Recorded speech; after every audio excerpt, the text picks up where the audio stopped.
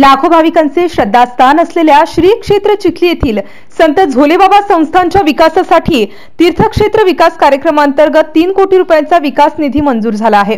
राज्याचे उपमुख्यमंत्री देवेंद्र फडणवीस यांचे स्वीय सहाय्यक अमोल पाटणकर, अवर सचिव मंत्रालय मुंबई यांच्या प्रयत्नाने तीर्थक्षेत्र विकास कार्यक्रमांतर्गत वाशिम जिल्ह्यातील श्री क्षेत्र चिखली येथील संत झोलेबाबा संस्थानला 3 कोटी, श्री क्षेत्र कोंडोली येथील पीतांबर महाराज संस्थानला 3 कोटी, तरहाळा येथील शंभूशेष महाराज संस्थानला 5 कोटी, जगदंबा देवी संस्थान डोंगरखेडाला गिंभा 5 कोटी याप्रमाणे एकूण 16 कोटी रुपयांचा भरीव निधी मंजूर झाला आहे। जिल्ह्यातील देवस्थानाला मोठ्या प्रमाणात निधी उपलब्ध झाल्याने या देवस्थानाच्या विकासाचा मार्ग मोकळा झाला आहे।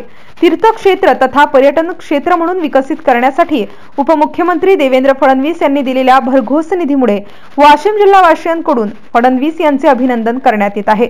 MCN न्यूज मराठी करिता दिगंबर आव्हाडे, मंगरुळपीर तालुका प्रतिनिधी।